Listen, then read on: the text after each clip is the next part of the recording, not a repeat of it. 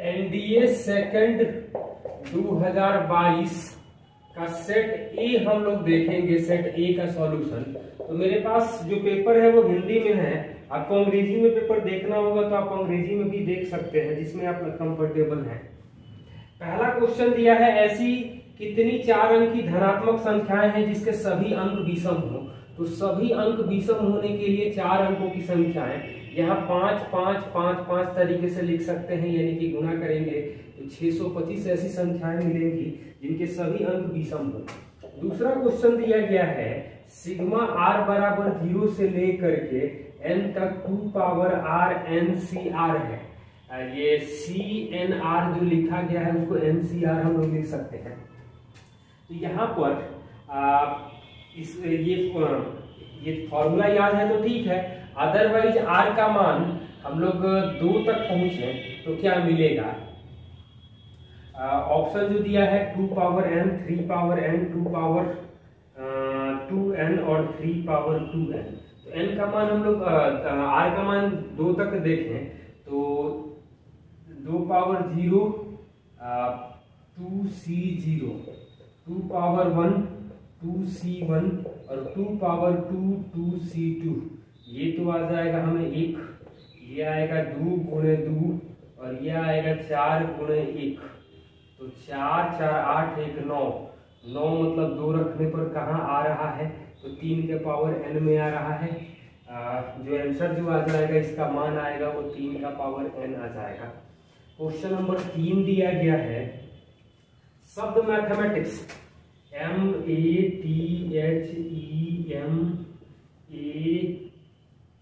MATHEMATICS के अक्षरों को विभिन्न क्रमचय परमुटेशन से शब्दकोश में सूचीबद्ध किया जाए तो सी से प्रारंभ होने वाले शब्द से पहले कितने आते हैं।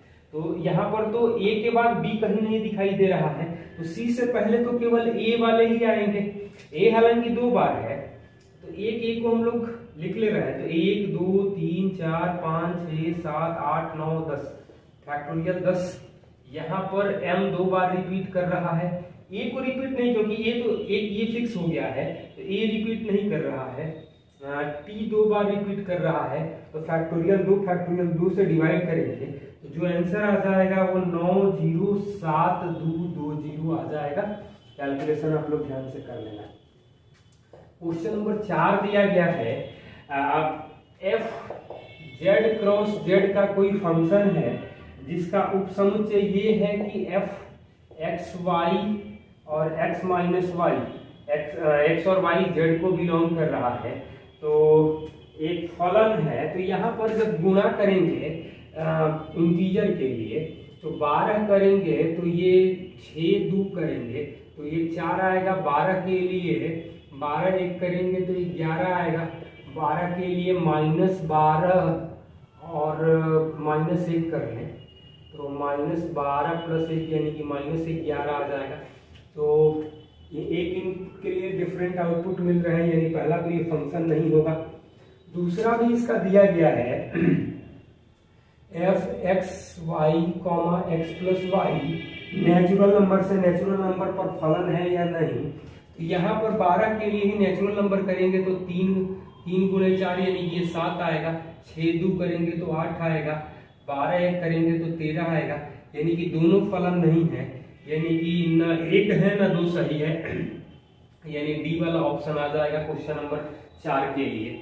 क्वेश्चन नंबर 5 दिया गया है कि डिटरमिनेंट का वैल्यू सारणिक दिया है A11 A12 A13 A21 A22 A23 A31 A32 A33। तो पूछ यहाँ पर A13 दिया है YZ, A23 दिया है ZX और A33 दिया है XY और इसका उप सारणिक माइनर दिया है। तो माइनर दिया गया है A13 का माइनर दिया है, यानी 13 का माइनर दिया है Z माइनस वाई। A23 का माइनर दिया गया है Z माइनस एक्स और A33 3 का माइनर दिया है y माइनस एक्स, तो इसका वैल्यू डिटर्मिनेंट का वैल्यू किसके बराबर आएगा? तो इसका कोफैक्टर जो आएगा, तो कोफैक्टर तो यही आ जाएगा C13। इसका कोफैक्टर जो आएगा वो माइनस में आ जाएगा, मतलब C23 जो आएगा वो x माइनस जेड आ जाएगा। और 3 यानी इसका तो कोफैक्टर जो आएगा वो यही आ जाएगा। पूछ रहा है कि इसका वैल्यू क्या होगा।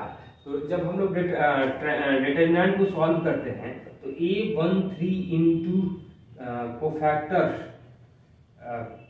ऑफ 13 सहखंड होता है प्लस A23 कोफैक्टर ऑफ 23 और A33 कोफैक्टर ऑफ 33, ये लिखते हैं हम लोग। इसके रिस्पेक्ट में सॉल्व कर रहे हैं। A13 दिया है हमें YZ, इसका कोफैक्टर आएगा Z माइनस वाई।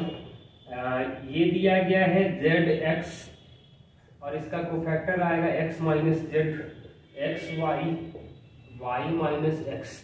तो एक काम हम लोग कर सकते हैं कि एक्स वाई जेड का वैल्यू रख के देख सकते हैं, या साइक्लिक फैक्टर हम लोग करें तो ये आ जाएगा, कैलकुलेट करके आप लोग देख सकते हो Z minus Y, Z minus X और वाई माइनस एक्स। या एक काम कर लें, यहाँ पर एक्स वाई जेड का मान 1 2 3 रख दें और ऑप्शन में भी रख के देख लें कि कहाँ पर दोनों सेटिस्फाइड कर रहा है, तो यही आ जाएगा। या साइक्लिक फैक्टर कर ले, ज्यादा आसान यही रहेगा कि 1 2 3 एक्स वाई जेड का मान रख सकते थे तो ज्यादा बेहतर होगा। नेक्स्ट क्वेश्चन दिया है 6 नंबर। ए दिया गया है आपको 1 0 0 0 0 cos theta sine theta minus cos theta, और हमसे पूछा गया है 3 स्टेटमेंट दिए हैं। तो पहला तो हम लोग एडजॉइंट निकालें, तो एडजॉइंट निकालेंगे, एडजॉइंट ऑफ ए निकालेंगे तो हम लोगों को क्या मिलेगा, कैलकुलेट करके आप लोग देख लेना। -1 0 0 0 0 minus cos theta minus sine theta और cos थीटा, ये आ जाएगा। जब ए इनवर्स करेंगे हम लोग, तो ए इनवर्स में होता है adjoint of A divided by A, adjoint of A divided by A का डिटर्मिनेंट। तो ए का डिटर्मिनेंट तो हमें -1 आ रहा है, ये -1 आएगा, यानी कि हम लोग साफ साफ लिख सकते हैं कि ए एडजॉइंट ऑफ ए जो आ जाएगा वो -a इनवर्स आ जाएगा। और जो कंडीशन दिया गया है, पहला स्टेटमेंट है a प्लस एडजॉइंट ऑफ ए जो आएगा वो 0 मैट्रिक्स आएगा। तो पहला तो कंडीशन सही है कि साफ साफ दिखाई दे रहा है कि 0 आएगा, पहला सही है। दूसरा दिया है a inverse plus adjoint A जो होगा वो 0 होगा। तो ये अभी हम लोग देखे हैं, ये ए इनवर्स से सेट जुड़ जाएगा तो ये 0 आएगा, यानी कि ये भी दूसरा स्टेटमेंट भी सही है। तीसरा स्टेटमेंट दिया गया है कि a माइनस ए इनवर्स, तो a minus A inverse, adjoint A को हम लोग तो -a इनवर्स लिखे थे, तो a माइनस ए इनवर्स, ये -a इनवर्स है, यहाँ पर मान रखेंगे तो पहले इन दोनों के हेल्प से देख सकते हैं कि a माइनस ए इनवर्स भी 0 आएगा, यानी कि तीनों स्टेटमेंट सही दिखाई दे रहा है जो ऑप्शन डी में दिया गया है। क्वेश्चन नंबर 7 दिया गया है, x का जो ऑर्डर है वो 3 गुणे 3 है, y का ऑर्डर है 2 गुणे 3 है और z का ऑर्डर जो है वो 3 गुणे 2 है।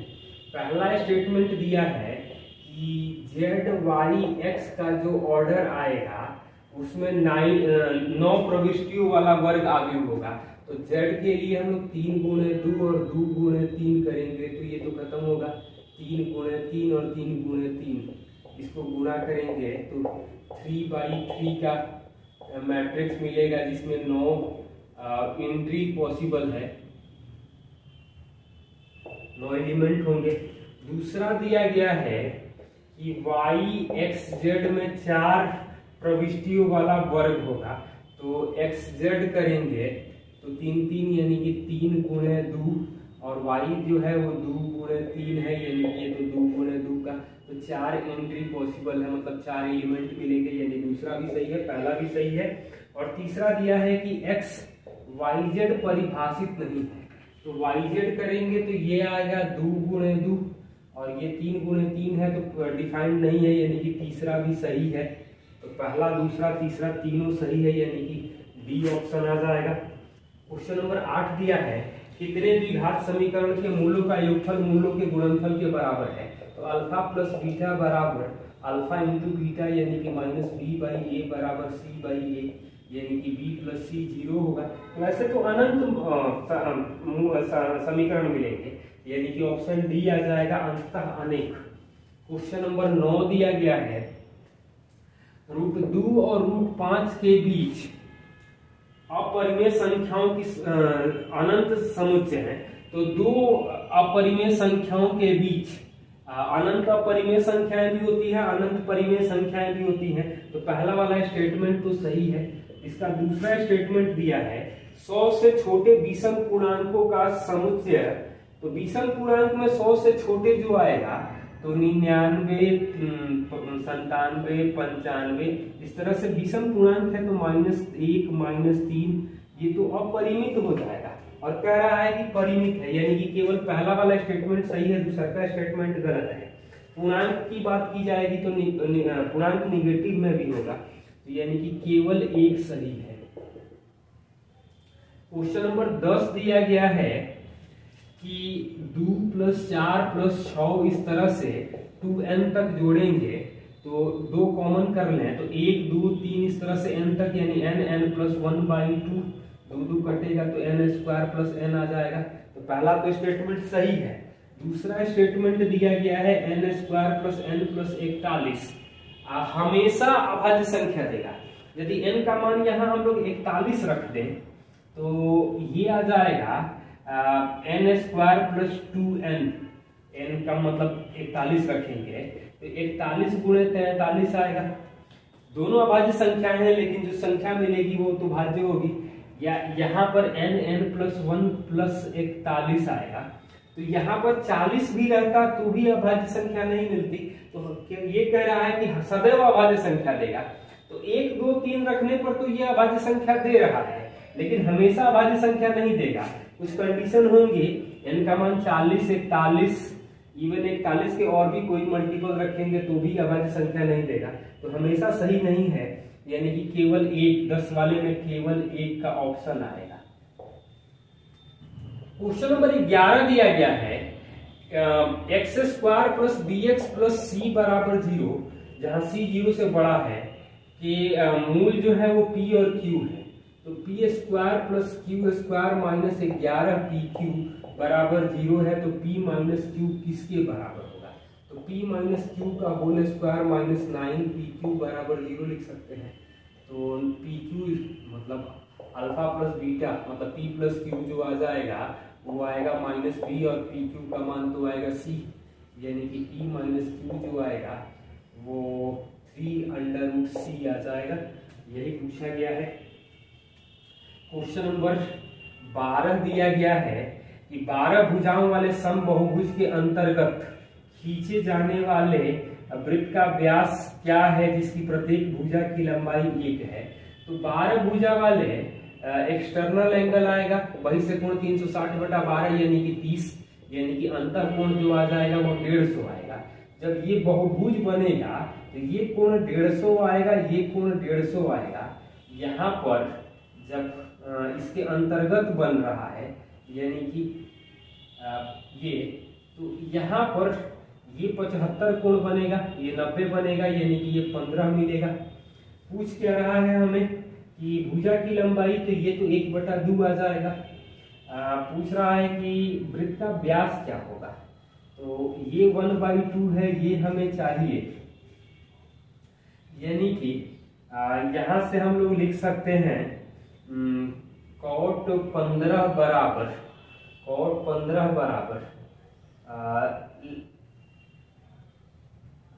ये आ जाएगा आधार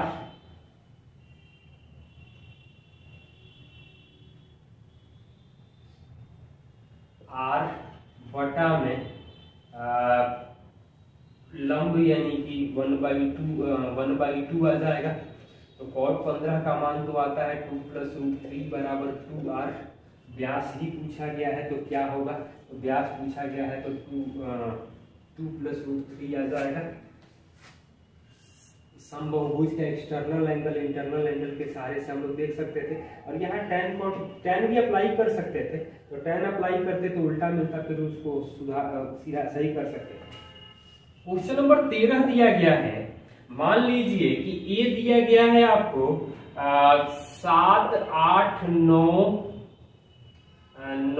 10, 11, 12, 13, 14, 15, 16 और f from a to n, जहां fx x जो है वो महत्तम अभाज्य गुणनखंड है। तो 7 के लिए तो 7 आएगा, 8 के लिए 2 आएगा, 9 के लिए 3 आएगा, 10 के लिए 5, 11, 12 के लिए 3 आएगा, 13 के लिए 13 आएगा, 14 के लिए 7 आएगा, 15 के लिए 5, 16 के लिए 2। तो पूछ रहा है कि f के परिसर में कितने अवयव होंगे। 1, 2, 3, 4, 3 मतलब 2, 3, 5, 2, 3, 5, 2, 3, 5, 7, 7, 7, 11, 13, 11, 13, यानी कि ये टोटल नंबर ऑफ एलिमेंट्स जो मिल रहे हैं वो 6 मिल रहे हैं। पूछ रहा है परिसर मतलब रेंज में कितने एलिमेंट मिलेंगे, तो 6 अवयव मिलेंगे यहाँ पर।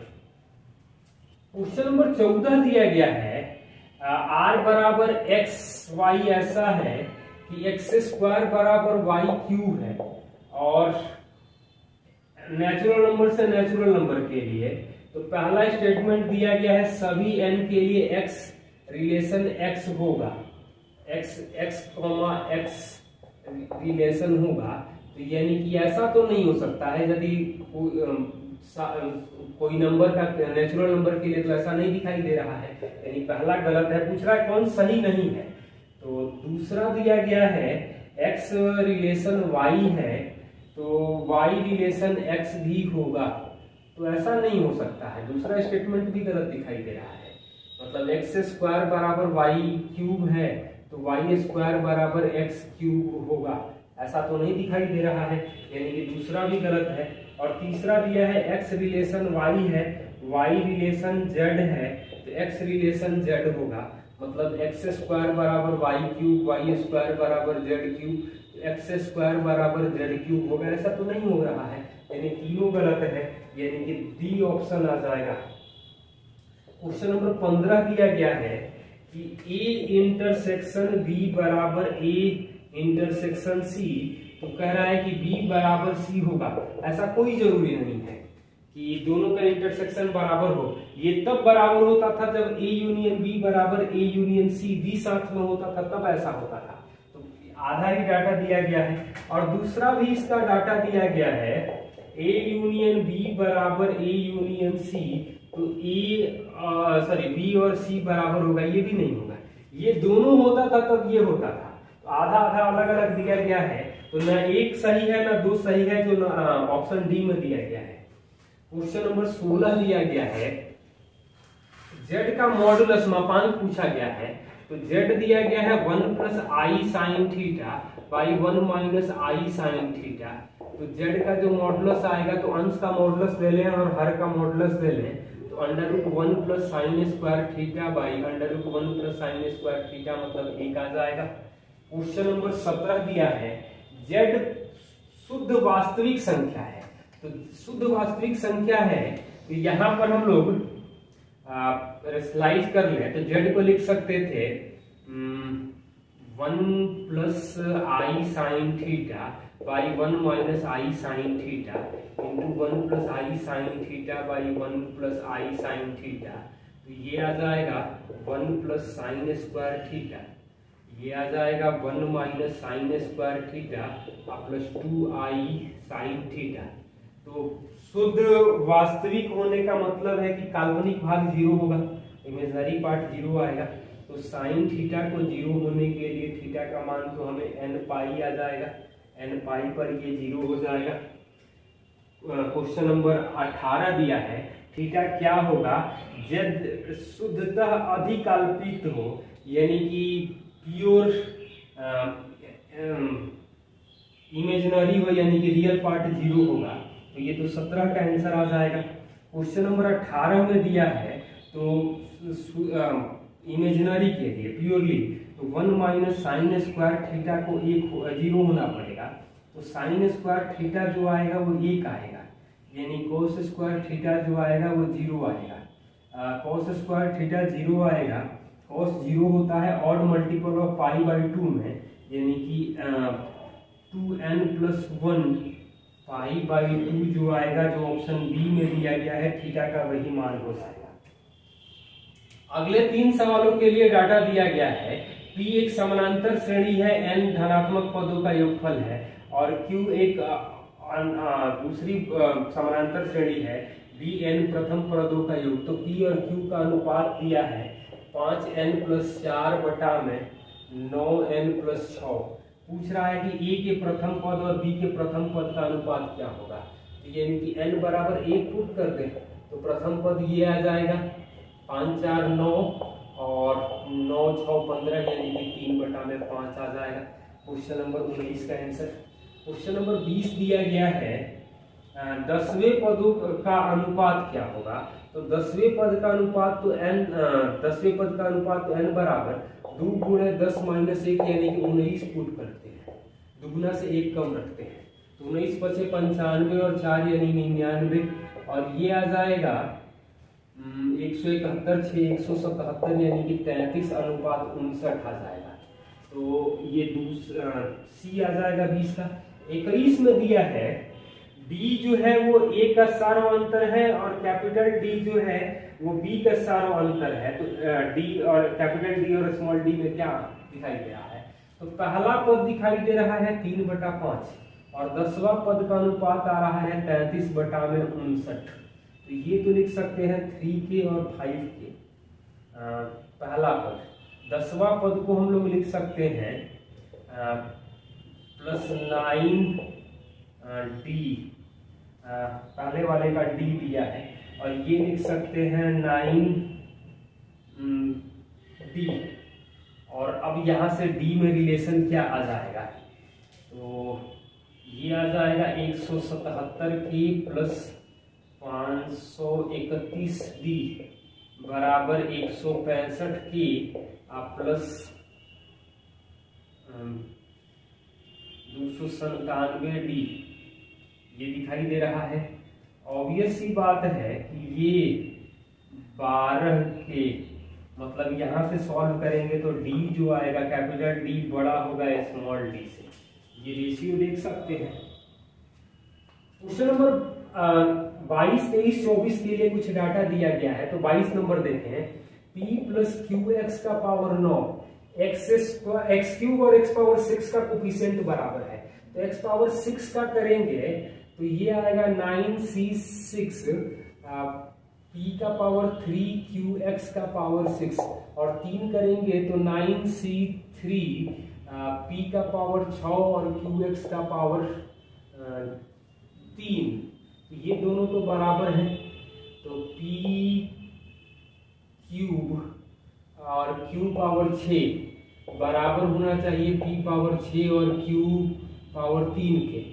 तो ये आ जाएगा q³ बराबर p³, यानी p बराबर q आ जाएगा।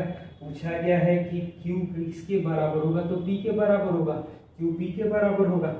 23 नंबर सवाल दिया गया है कि मध्य पदों का अनुपात क्या होगा जब आरोही क्रम में लिखा जाए। तो पावर 9 है, यानी कि 10 पद होंगे, तो यानी कि 5वां और 6वां टर्म।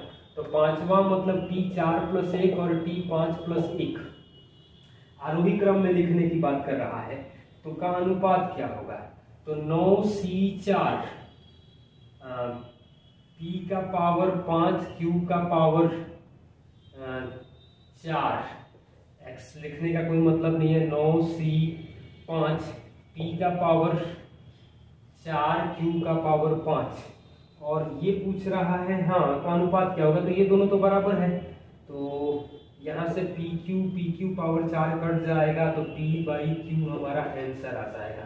मध्य पदों का अनुपात पूछा गया है। क्वेश्चन नंबर 24 दिया है x² और x पावर 4 के गुणांक बराबर है किस शर्त पर होंगे। तो x² करेंगे हम लोग तो 9c 2 p पावर 7 q का पावर 2 करेंगे x² और पावर 4 करेंगे तो 9c 4 p पावर 5 q का पावर 4 होगा। तो कह रहा है कि pq में क्या रिलेशन होगा। तो ये तो आएगा 9 गुणे 8 बटा में 2 p पावर 7 q² बराबर 9 गुणे 8 गुणे 7 गुणे 6 बटा में 4 3 2 1। तो ये आ जाएगा हमें 36 4 तिहाई 12 दूनी का 24 9 72 3 बार में कटेगा 6 18 कटेगा यहाँ से 2 बार में ये p पावर 5 q पावर 4 कर ले तो p²/q² जो आएगा वो 7 बटा में 2 का रेशियो आ जाएगा। नेक्स्ट 3 क्वेश्चन के लिए डाटा दिया है 25 26 27 के लिए। तो 25 नंबर क्वेश्चन दिया गया है। यह क्वेश्चन दिया है QUESTION। तो यहाँ पर 8 लेटर हैं, 4 वोवेल हैं, 4 कॉन्सोनेंट हैं। कह रहा है कि 4 अक्षर वाले कितने सार्थक या निरर्थक शब्द बनाए जा सकते हैं जो 2 वोवेल और 2 कांस्टेंट हो। तो 4c2 इंटू 4c2 और इनके अरेंज करने का तरीका फैक्टोरियल 4 आएगा। कैलकुलेट कर लेना आप लोग 864 आ जाएगा। क्वेश्चन नंबर 26 दिया है 8 अक्षरों वाले कितने सार्थक या निरर्थक शब्द बनाए जा सकते हैं जिसमें सभी स्वर और सभी व्यंजन एकांतर स्थान पर आते हैं। तो फैक्टोरियल 4 और फैक्टोरियल 2 यानी कि 24 और 2 से गुणा करेंगे तो 1152 आ जाएगा। कैलकुलेशन ध्यान से करना। क्वेश्चन नंबर 27 दिया है 8 अक्षर वाले कितने सार्थक या निरर्थक शब्द बनाए जा सकते हैं जिसमें सभी व्यंजन एक साथ आते हैं।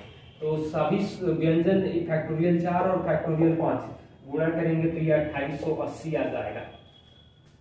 क्वेश्चन नंबर अगले 3 क्वेश्चन के लिए फिर डाटा दिया है तो 28 29 30 के लिए।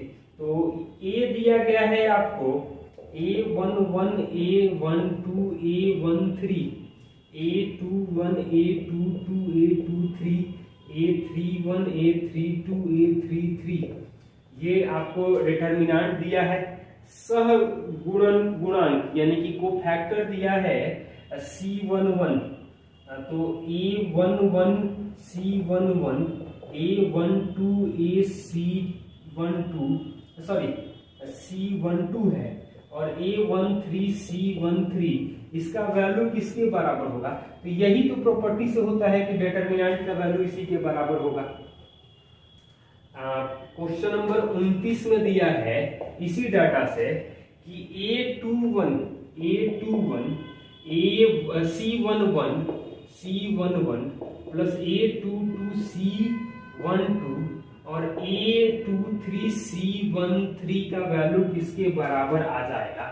तो A21 ये वैल्यू हम लोग लिखे C11 क्या मिलेगा।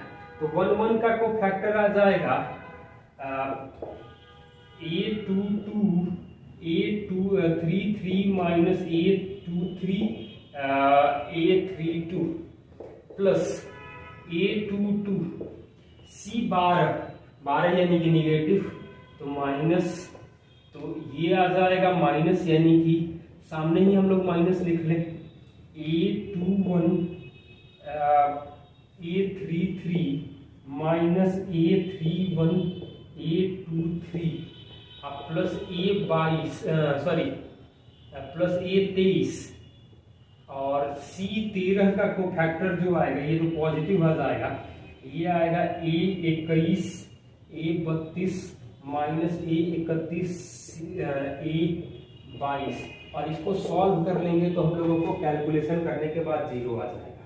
क्वेश्चन नंबर 30 में दिया गया है A21 A31 A11 A23 A33 A13 A22 A32 A12 इसका डिटर्मिनेंट किसके बराबर आएगा?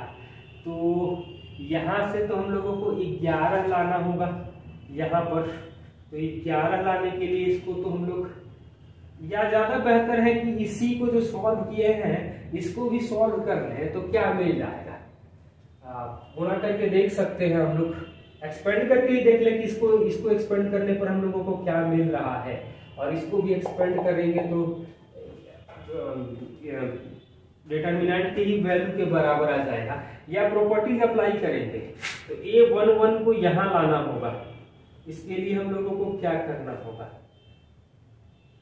तो पहले इसको यहाँ लाएं, फिर 12 को लाना होगा, 12 को फिर यहाँ लाना होगा, यानी कि फिर ट्रांसपोज करना होगा। लंबा कैलकुलेशन होगा, इससे अच्छा है कि दोनों को एक्सपेंड करके सॉल्व कर लें। अगले 3 क्वेश्चन के लिए डाटा दिया है। fx एक फलन है जहां f of x plus Y बराबर f of x into f of y है, और f ऑफ 1 दिया है 2। तो यहाँ पर एक एक रखेंगे तो f ऑफ 2 जो आएगा वो 2 गुणे 2 यानी कि 2 का पावर 2 आ जाएगा।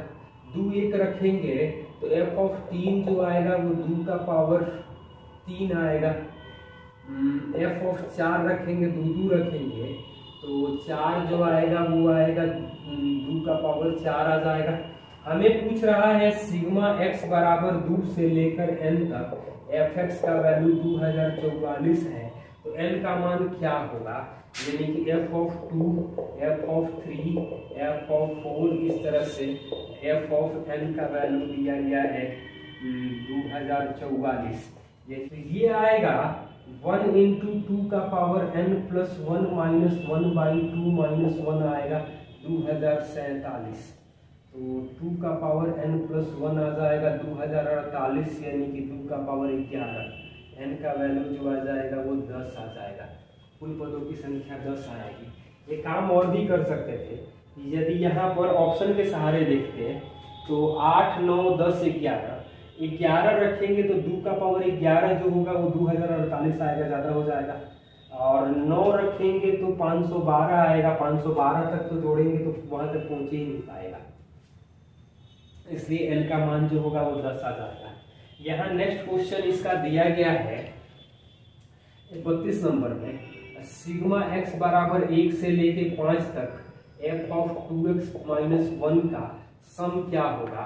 तो 1 रखेंगे तो 2 माइनस 1 यानी f ऑफ 1, 3 रखेंगे 2 रखेंगे तो f of 3, f of 5, f of 7, f of 9, यानी कि फंक्शन 2, 8, 32, 128 और 512 इसको जोड़ दे रहे हैं तो इकाई अंक 8, 2, 10, 8, 2, 10, 2, यानी इकाई अंक तो 2 मिलना चाहिए।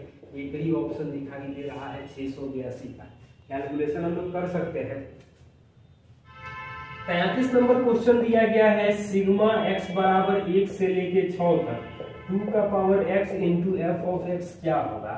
तो यानी कि ये तो आ जाएगा 2 का पावर 1 f ऑफ 1, 2 का पावर 2 f ऑफ 2, 2 का पावर 3 f ऑफ 3, 2 का पावर 4 f ऑफ 4, 2 का पावर 5 f ऑफ 5 और 2 का पावर 6 f ऑफ 6। ये तो आ जाएगा 2 गुणे 2, 2 स्क्वायर गुणे 2 स्क्वायर, 2 क्यूब गुणे 2 cube, 2 power 4 into 2 power 4, 2 power 5 into 2 power 5, 2 power 6 into 2 power 6। तो ये आएगा 2 square, 2 power 4, 2 power 6, 2 power 8, 2 power 10, 2 power 12, यानी कि ये जोड़ लेंगे तो किसके बराबर आ जाएगा? 2 पावर 12 तो 4096 आता है। 4096 से एक बड़ा एक ही ऑप्शन दिखाई दे रहा है 5460, और तो कोई बड़ा ऑप्शन दिखाई ही नहीं दे रहा है। क्वेश्चन नंबर 34, 35, 36 के लिए डाटा दिया है। एक विश्वविद्यालय में बास्केटबॉल, फुटबॉल और वॉलीबॉल में पदक प्रदान किए जाते हैं। केवल एक छात्र जो 6 से छोटा है वह तीनों में पदक में मिलते हैं। तो ये है बास्केटबॉल, ये है फुटबॉल और ये है वॉलीबॉल। x छात्र तीनों में पदक पाते हैं। 5x छात्र बास्केटबॉल में, 5x फुटबॉल में है, 4x प्लस 15 और वॉलीबॉल में है x प्लस 25 और सबको मिलाकर के दिया गया है 15x टोटल पदक मिले हैं। तो पूछ रहा है कि कितने खेलों में ठीक 2 पदक मिले हैं। तो यानी कि यहाँ पर हम लोग A B C कर लें, ये कर ले P Q R। तो ये बता A plus B plus C plus P plus Q plus R plus x आ जाएगा 15x, यानी कि ये आ जाएगा हमें 14x। यहां से हम लोग जोड़ें तो A plus B plus P जोड़ने पर हमें मिलेगा 5x है तो ये तो आ जाएगा 4x।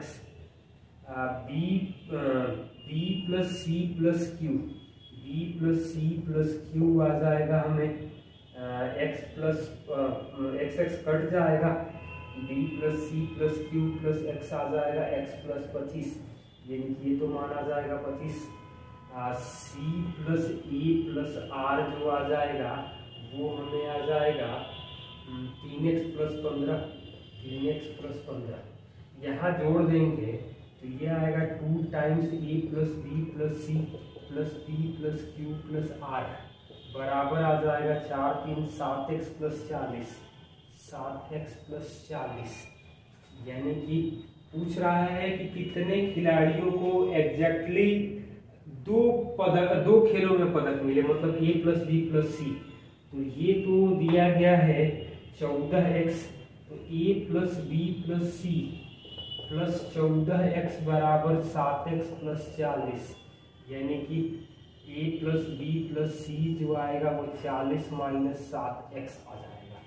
तो पहला का तो आंसर आ जाएगा 34 नंबर में जो आंसर आएगा वो 40 माइनस 7x आएगा।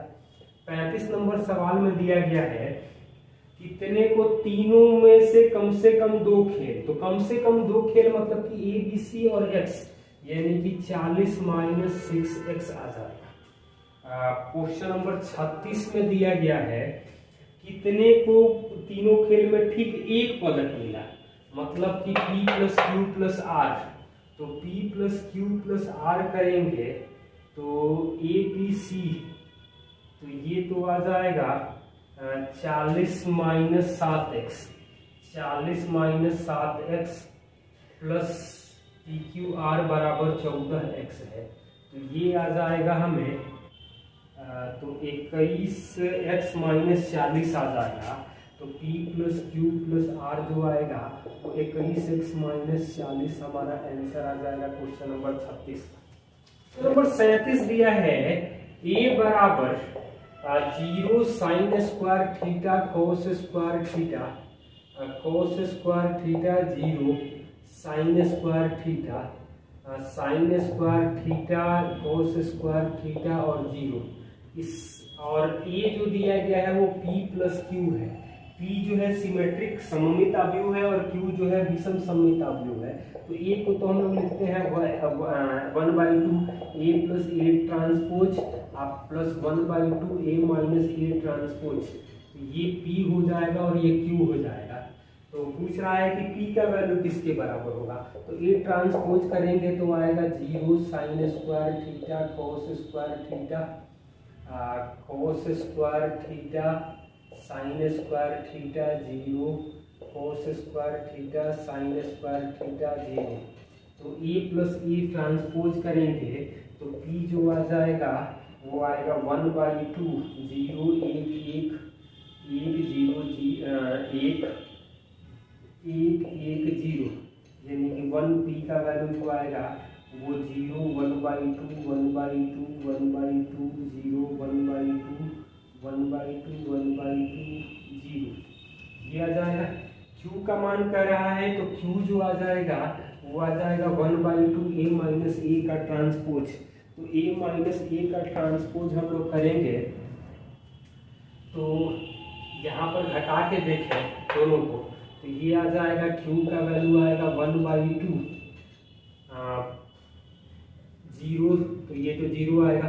Sine square minus cos square यानी कि minus cos 2 theta, cos square minus sine square यानी कि कोस 2 थीटा, ये आ जाएगा cos square minus sine square यानी कि कोस 2 theta 0, sine square minus cos square यानी कि माइनस कोस 2 थीटा, ये आ जाएगा sine square minus cos square यानी कि माइनस कोस 2 थीटा, ये आ जाएगा कोस 2 थीटा और ये आएगा 0। जो ऑप्शन में आपको दिखाई दे रहा है डी वाले ऑप्शन में दिखाई दे रहा है, क्वेश्चन नंबर 39 में यहाँ दिया है कि ए के सारणिक का न्यूनतम मान क्या होगा। तो यहाँ पर हम लोग इसको एक्सपेंड करेंगे तो मिलेगा, ए को हम लोग लिख सकते हैं sine power 6 theta plus cos power 6 theta. इसको सॉल्व करेंगे तो ए का वैल्यू आ जाएगा और कह रहा है कि न्यूनतम मान कब मिलेगा, तो थीटा के 45 पर मिलेगा। कैलकुलस भी देख सकते हैं या जब दोनों बराबर होता है, यानी कि 1/√2 का पावर 6 और 1/√2 का पावर 6, तो 1/2 का क्यूब 1/8 यानी 1/4 जो आ जाएगा वो इसका न्यूनतम वैल्यू आ जाएगा। कैलकुलेशन आपको ध्यान से कर सकते हैं। नेक्स्ट 3 क्वेश्चन के लिए डाटा दिया है। एबीसी एक त्रिभुज है, ए बी दिया है 16, ए बी 16 है, बी सी दिया है 10 और ए सी दिया है 10। कह रहा है कि ए बी भुजा के मध्य बिंदु पर, यानी कि यहाँ के मध्य बिंदु पर बी से 45 डिग्री का कोण, मतलब यहाँ से 45 डिग्री का कोण बनेगा, तो ये तो 8 हो जाएगा। जो यहाँ पर जो भी ऊंचाई का खंभा होगा तो लैंप पोस्ट की ऊंचाई क्या होगी, तो 8 मीटर आ जाएगी। 40 नंबर का आंसर आएगा। 41 दिया है, ए बी बटा में साइन सी का मान क्या होगा, ए बी बटा में साइन सी, तो ये तो समद्विबाहु त्रिभुज है, तो ये 8 होगा, ये 8 होगा, 10 है तो ये 6 आ जाएगा, ये तो सी है तो c/2 आएगा। तो यहाँ से साइन c/2 का मान जो आएगा वो 8/10 आ जाएगा, 8/10, यानी कि ए बी तो 16 है, साइन c/2 4/5 आ जाएगा, कोस c/2 आ जाएगा वो 3/5 आएगा। तो 2 गुणे 4/5 गुणे 3/5, तो 4 दूनी का 8 कटेगा 2, यानी 25 दूनी का 50/3 हमारा आंसर आ जाएगा। ए बी बाई साइन सी का मान आ जाएगा। क्वेश्चन नंबर 42 में दिया है cos A plus cos B plus cos C का मान किसके बराबर आएगा। तो कोस ए का मान जो आएगा वो आएगा 16 square plus 10 square minus 10 square बटा में 2 गुणे 16 गुणे 10, ये तो कटेगा 16 से कटेगा, तो 16 बटा में 20 यानी 4/5 आएगा। कोस बी आ जाएगा तो 16 square plus 10 square minus 10 square 2 गुणे 16 गुणे 10, ये तो कटेगा 16 से कटेगा 16/20 यानी 4/5, ये भी आएगा। कोस सी का मान आ जाएगा 100 200 माइनस 256, यानी कि -56 बटा में 2 गुणे 100 गुणे 100 यानी कि 200, तो ये आ जाएगा 8/5 माइनस 8 से भाग देंगे तो 7/25 आ जाएगा। एलसीएम आ जाएगा 25 यानी कि 40 माइनस 7, 33/25 हमारा आंसर आ जाएगा। अगले 3 क्वेश्चन के लिए डाटा दिया गया है। एक झुकी हुई मीनार दक्षिण के 2 बिंदु P और Q जो उत्तर की ओर झुकी हुई है, तो यहाँ से 15 डिग्री और 75 डिग्री का कोण बनाती है, x और y। तो ये दूरी x है और ये दूरी जो है वो y है, ये y है। पूछ रहा है उन्नयन कोण 15 और 75 है, तो पूछ रहा है कि भूमि तल से मीनार के शीर्ष कितनी ऊंचाई पर है।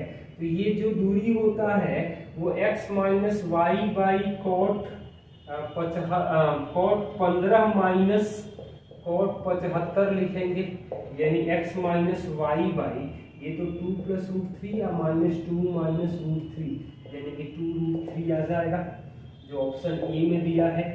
क्वेश्चन नंबर 44 में और 45 में ज़्यादा कैलकुलेशन है, इसको आप लोग कैलकुलेट कर लेना। यहाँ पर ये दूरी L दिया है, तो इसको थीटा मान ले, ये H कर ले। अब यहाँ से हमें कॉट थीटा पूछा गया है और अलग अलग मतलब यहाँ से कॉट थीटा जो आ जाएगा बेस, इसको A मान ले तो A बाई H आ जाएगा। कॉट 75 निकाल दे, अब फिर कॉट 15 निकाल दे और तब कॉट थीटा का मान निकालेंगे। तो कॉट थीटा का जो मान आ जाएगा आप लोग कैलकुलेट करना, 2 minus root 3 times x minus Y by X plus Y आ जाएगा।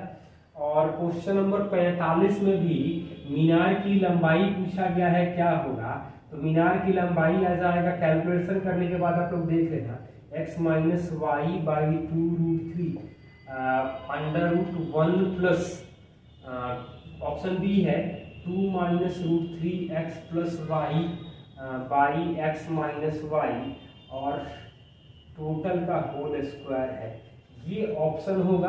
कैलकुलेशन या तो इसको छोड़ दो आप लोग, ये दोनों काफी लेंदी कैलकुलेशन है। पहला वाला क्वेश्चन तो आप लोग कर सकते थे, मतलब क्वेश्चन नंबर 45, 44 और 45 करने लायक सवाल नहीं दिया है। 46 नंबर सवाल दिया है, कोसेक माइनस 73 पाई बाई 3 क्या होगा, तो ये लिख सकते हैं कोसेक निगेटिव में 73 मतलब 24 पाई प्लस पाई बाई 3 तो 2 पाई गुणे 12 तो minus cosec pi by 3 cosec 60 तो ये आ जाएगा -2/√3 आ जाएगा। कैलकुलेशन आप लोग ध्यान से कर लेना। क्वेश्चन नंबर 47 दिया है, कोस 5 पाई बटा में 17 प्लस कोस 7 पाई बटा में 17 प्लस 2 कोस 11 पाई बटा में 17 और कोस पाई बाई 17 का वैल्यू किसके बराबर आएगा, तो इन दोनों को जोड़ दो कोस सी प्लस कोस डी से, तो ये आ जाएगा 2 कोस 7 5 12 का आधा यानी कि 6 पाई बाई 17 आएगा और कोस 7 माइनस 5 यानी कि 2 पाई बाई मतलब पाई बाई 17 और ये आ जाएगा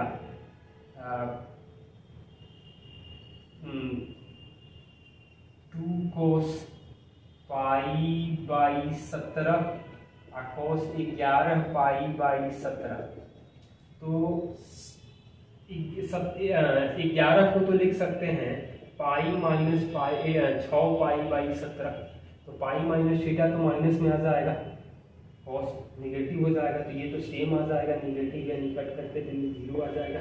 कैलकुलेशन आप लोग ध्यान से कर सकते हैं। क्वेश्चन नंबर 48 दिया गया है, tan 3 पाई बाई 8 का वैल्यू किसके बराबर आएगा, तो tan 67.5 डिग्री, इसको तो हम लोग लिख सकते हैं कॉट 22.5 डिग्री यानी कि ये कॉट स्क्वायर 22.5 डिग्री को हम लोग लिख सकते हैं कॉस स्क्वायर 22.5 बटा में साइन स्क्वायर 22.5 दूसरे तो ये लिख सकते हैं 1 2 से कर ले गुणा, तो 1 प्लस कोस 45 और 1 माइनस कोस 45, तो ये तो वैल्यू आएगा 1 प्लस 1/√2 और 1 माइनस 1/√2 यानी √2 प्लस 1/√2 माइनस 1, ये आ जाएगा, जिसको लिख सकते हैं √2 प्लस 1 का होल स्क्वायर। कॉट स्क्वायर 22.5 आ रहा है 2 प्लस √1 का √2 प्लस 1 का होल स्क्वायर, तो कॉट 22.5 का वैल्यू आएगा √2 प्लस 1। क्वेश्चन नंबर 49 दिया है, tan inverse cot cosec inverse 2 का वैल्यू क्या होगा, तो ये तो आ जाएगा पाई बाई 6 30 डिग्री का मान होगा, कॉट 30 का मान तो आता है √3 यानी कि tan इनवर्स √3 आएगा, जो tan इनवर्स √3 होगा वो 60 डिग्री होगा तो π/3 आ जाएगा हमें आंसर। क्वेश्चन नंबर 50 दिया है त्रिभुज ABC में, तो यहाँ पर A दिया है, B दिया है, C, A दिया है 4, B दिया है हमें 3 और C दिया गया है हमें 2। cos 3C पूछा है, तो पहले हम लोग cos C निकाल लें। तो cos C का मान आ जाएगा 9 + 16 - 4 बटा में 2 × 3 × 4, तो 9 × 25 - 4 यानी कि 21 बटा में 24, तो 7 बटा में 8 आएगा। ये पूछा गया है कि cos 3C क्या होगा, तो 4 × 7 बटा 8 का क्यूब माइनस 3 × 7 बटा में 8 आ जाएगा। तो 8 का क्यूब तो 512, 4 से कटेगा 128, यानी 128, तो 343 माइनस 21 × 16 यानी 336, 21 × 16 336 घटा लेंगे तो ये 7 बटा में 128 हमारा आंसर आ जाएगा। क्वेश्चन नंबर 51 दिया गया है cos 36 माइनस cos 72 का मान क्या है। तो cos 36 ये तो sin 18 लिख सकते हैं, तो √5 + 1/4 माइनस √5 - 1/4, इसको सॉल्व कर लेंगे तो हम लोगों को 1/2 आ जाएगा। क्वेश्चन नंबर 52 दिया है sec x दिया गया है 25 बटा में 24 और x चौथे क्वाड्रेंट में है, तो tan x + sin x क्या होगा, तो tan x होगा -7 बटा में 24 और sin x होगा -7 बटा में 25, यानी -7 तो कॉमन कर लेंगे, 49 बटा में 600 आ जाएगा, यानी -343 बटा में 600 आ जाएगा। कैलकुलेशन आप लोग ध्यान से कर लेना। 53 नंबर सवाल दिया गया है tan² 165 + cot² 165 का वैल्यू क्या होगा, तो 180 - 15 और 180 - 15 स्क्वायर से तो प्लस माइनस का कोई फर्क नहीं होगा, प्लस ही आएगा। तो tan² 15 यानी 2 - √3 का स्क्वायर और 2 + √3 का स्क्वायर करेंगे तो 2 बार 4 + 3 यानी कि 14 आ जाएगा। क्वेश्चन नंबर 54 दिया गया है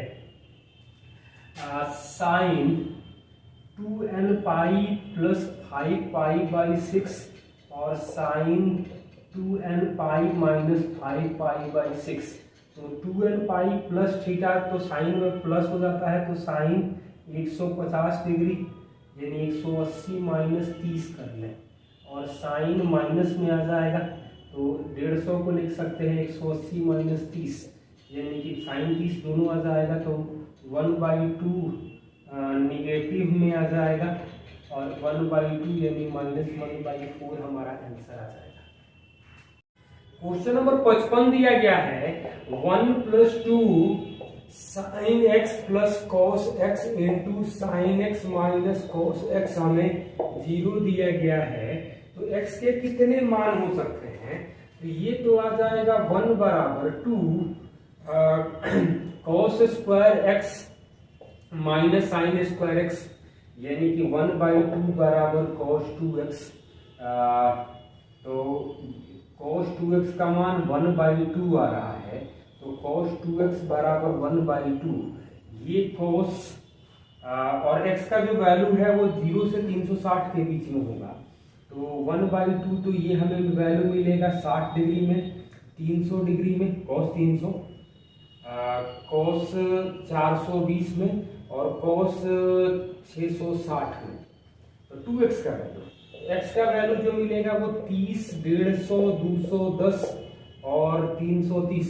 पाई के टर्म में आपको लिखना होगा तो आप लिख सकते हैं, मैं इसे कंफर्टेबल हूँ। ये पूछा गया है कि कितने मान होंगे, तो 4 मान संभव हैं, ऑप्शन डी में दिया गया है। क्वेश्चन नंबर 56 मूल बिंदु से गुजरने वाली रेखा x अक्ष के धनात्मक दिशा से 75 डिग्री के साथ झुकी हुई है, तो मूल बिंदु से गुजरेगा यानी कि c 0 होगा।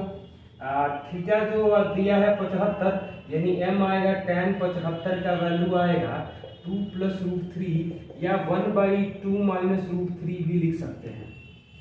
पहला कंडीशन है कि रेखा x के 1 और y के 1/2 - √3 से गुजरेगी, तो y = 2 + √3 × x, तो x 1 रखेंगे, y 2 - 1/2, तो ये पहला तो सेटिस्फाइड कर रहा है।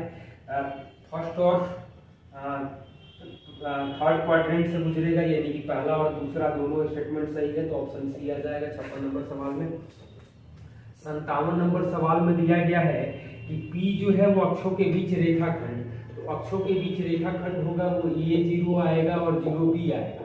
इसका मध्य बिंदु 3, 4 है, यानी कि A का मान तो 6 आएगा, B का मान 8 आएगा। x by 6 plus Y by 8 बराबर 1, ये हमारा लाइन का इक्वेशन आ जाएगा इंटरसेप्ट फॉर्म में। तो लिख सकते हैं 4x प्लस 3y माइनस 24 बराबर 0, या बराबर 24 भी लिख सकते थे। ऑप्शन बी दिया गया है यहाँ पर। क्वेश्चन नंबर 58 दिया गया है 8 सेंटीमीटर भुजा वाला एक समबाहु त्रिभुज AB है, ABC है। AB यहाँ पर B जो है वो मूल बिंदु से ऊपर है A, तो और y एक्सिस पर है, तो ये आएगा 0, 4 और ये आएगा 0, -4। C जो आ जाएगा वो आ जाएगा हमें 4√3, 0 आ जाएगा। कह रहा है कि AC के समानांतर रेखा जो 8, 0 से गुजरती है, तो AC के समानांतर होगा तो स्लोप ऑफ AC मिलेगा, स्लोप ऑफ AC, तो ये आ जाएगा 0 + 4 और 4√3, 0, यानी कि ये तो आएगा 1/√3, तो y माइनस 0 बराबर 1/√3 x माइनस 8, यानी कि x माइनस y√3 माइनस 8 बराबर 0 आ जाएगा, जो ऑप्शन ए में दिया गया है। क्वेश्चन नंबर 59 दिया गया है कि मूल बिंदु से गुजरने वाले निर्देशांक अक्षों पर 4, 6 अंतःखंड बनाते हैं, तो मूल बिंदु से गुजरेगा 4 और 6 अंतःखंड बनाएगा, तो यानी कि मूल बिंदु से गुजरेगा तो C0 आ जाएगा, केंद्र की रेखा पर स्थित होगा, तो ये आ जाएगा 2√g² - c जो आएगा वो 4 आएगा, c तो 0 है और 2√f² - c 6 आएगा, तो g का मान आएगा 2 और f का मान आएगा 3, यानी कि यहाँ पर जो कोऑर्डिनेट आएगा प्लस माइनस में ही होगा, लेकिन यहाँ पर इसका सेंटर जो आएगा वो फर्स्ट क्वाड्रेंट में होगा, तो g और f आ जाएगा। तो g को हम लोग 2 मान लें और f को 3 मान लें, क्योंकि फर्स्ट क्वाड्रेंट की बात आ रही है, धनात्मक है दोनों, तो कहाँ पर सेटिस्फाइड कर रहा है, तो 3x - 4y + 6 बराबर 0, 6 - 12 + 6 0 आ रहा है, तो ये ऑप्शन सी में दिखाई दे रहा है, किस पर सेंट्रलाइज करेगा। क्वेश्चन नंबर 60 दिया गया है दीर्घवृत्त का केंद्र 0, 0 है और इसका दीर्घ अक्ष y अक्ष पर है, यानी कि ये तो इलिप्स ऐसा आएगा दीर्घवृत्त।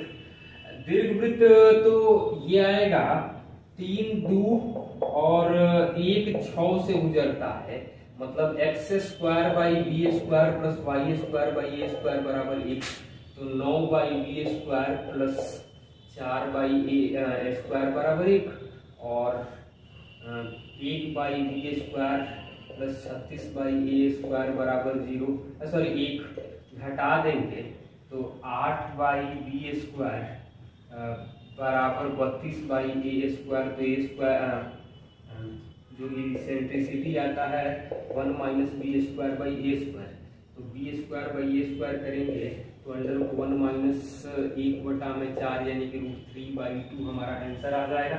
ई का वैल्यू पूछा गया है, केंद्र का क्या होगी।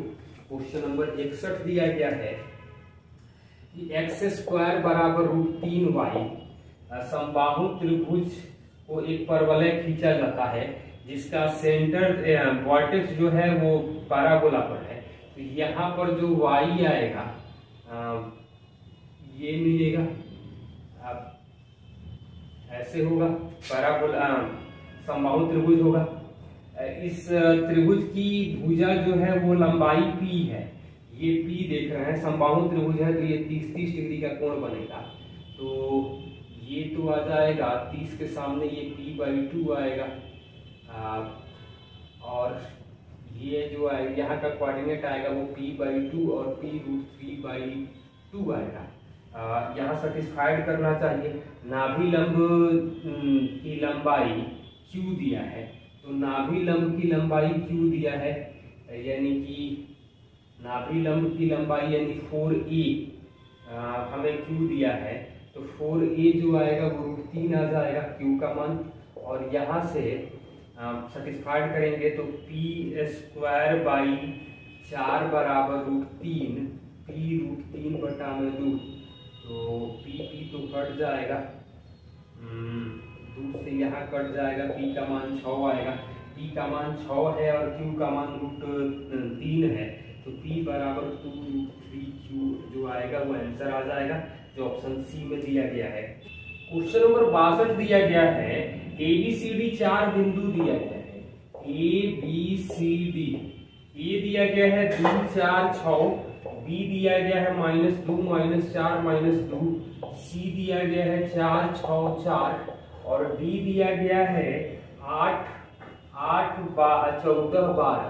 कह रहा है कि पहला कंडीशन ABCD एक आयत के शीर्ष है, तो AC बराबर BD चेक कर ले, ज्यादा आसान होगा। कर्ण बराबर होंगे तो फिर बाद में भुजा चेक करेंगे। तो ये आ जाएगा √2²2²2²।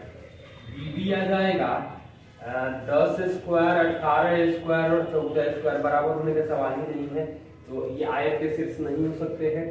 दूसरा कह रहा है कि AC के मध्य बिंदु और BD के मध्य बिंदु एक ही बिंदु पर होंगे, तो AC का मध्य बिंदु यानी कि 3 5 5 आ रहा है, यहाँ करेंगे तो भी 6/2 3 10/2 5 10/2, यानी कि दूसरा वाला स्टेटमेंट सही है, पहला वाला स्टेटमेंट गलत है, तो केवल 2 आ जाएगा ऑप्शन बी में। क्वेश्चन नंबर 63 दिया गया है कि यहाँ पर इसका x² + y² + z² - 4x - 6y - 8z - 16 बराबर 0, इसका सेंटर जब हम निकालेंगे तो 2 3 4 आ जाएगा।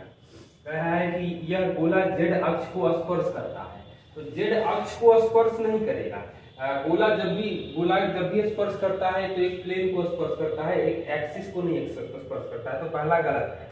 अब कह रहा है कि सेंटर जो है वो x + y + z - 9 बराबर 0 को परिस्थित है, तो यहाँ पर ये वैल्यू रखेंगे तो सेटिस्फाइड करेगा, यानी कि दूसरा सही है, तो केवल एक आंसर आ जाएगा, पहला गलत है।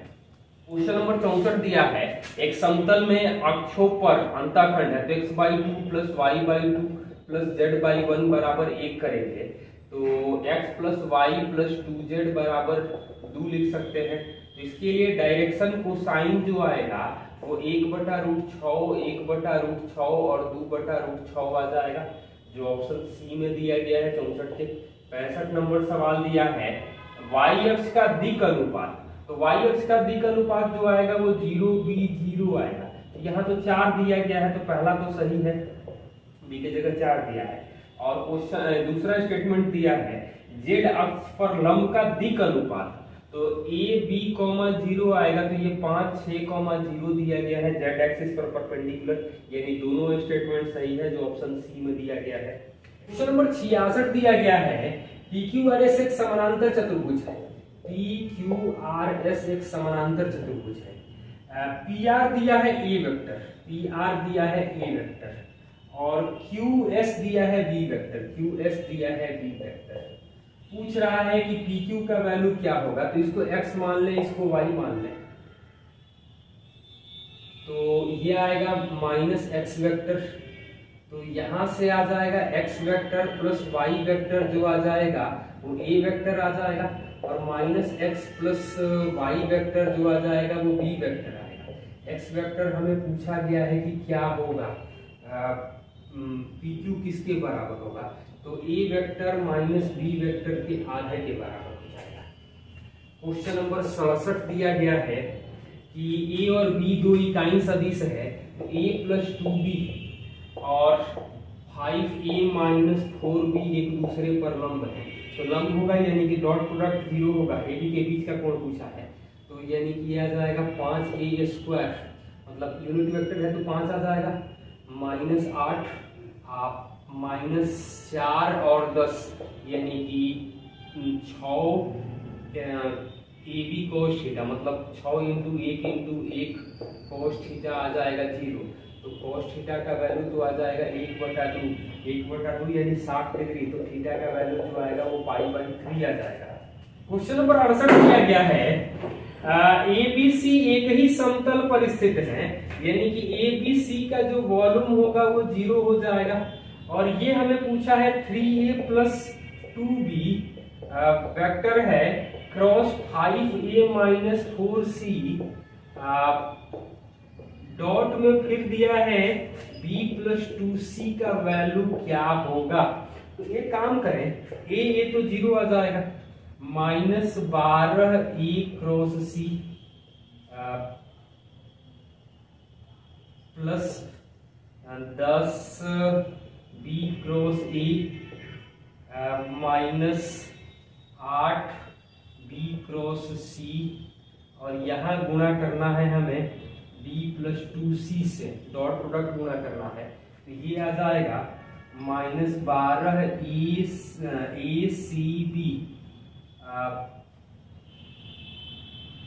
प्लस -24। तो ACC हो जाएगा, तो ACC तो 0 आ जाएगा, BAB भी 0 आ जाएगा, प्लस 10BAC 10 दूनी का 20 माइनस BB तो फिर 0 आ जाएगा, CC भी तो 0 आ जाएगा। तो ACB और इसका अब तो मान 0 दिया गया है, यानी कि सबको कैलकुलेट करेंगे तो 0 आ जाएगा। 69 दिया गया है कि दो सदिशों के बीच का कोण अधिक कोण है, यानी कि cos थीटा निगेटिव आएगा। तो cos थीटा निगेटिव आएगा तो यहाँ पर आएगा 2x² - 6x plus x² negative आएगा, मतलब 0 से छोटा आएगा। तो 3x² - 6x 0 से छोटा आएगा। 3x कॉमन करेंगे तो x - 2 0 से छोटा आएगा।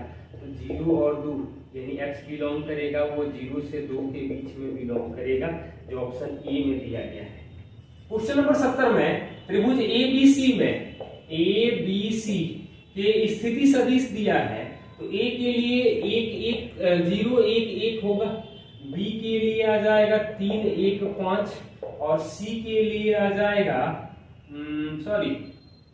C के लिए आएगा 0 3 3। तो यहाँ डायरेक्शन एंगल C पूछा जा रहा है आपसे क्या होगा। तो यहाँ डायरेक्शन रेशियो जो आएगा वो 0 2 2 आएगा। यहाँ जो आएगा वो आएगा 3 - 2 और 2। तो cos C का वैल्यू आ जाएगा 3 × 0 + 2 × -2 + 2 × 2।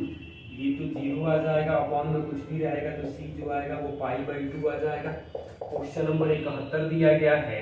क्वेश्चन नंबर 71, z बराबर y का ग्रेटेस्ट इंटीजर है, और y जो है वो greatest integer of x - x है, यानी x का भी तो फ्रैक्शनल पार्ट है, और x पूर्णांक नहीं है। तो पूर्णांक नहीं है तो ये निगेटिव आ जाएगा। निगेटिव तो ये जब भी आएगा तो 0 और 1 के बीच में आएगा। तो 0 और 1 के बीच में निगेटिव में जो z का वैल्यू आ जाएगा वो -1 आएगा। 0 से और -1 और 0 के बीच में जो ग्रेटेस्ट इंटीजर आता है वो -1 आता है।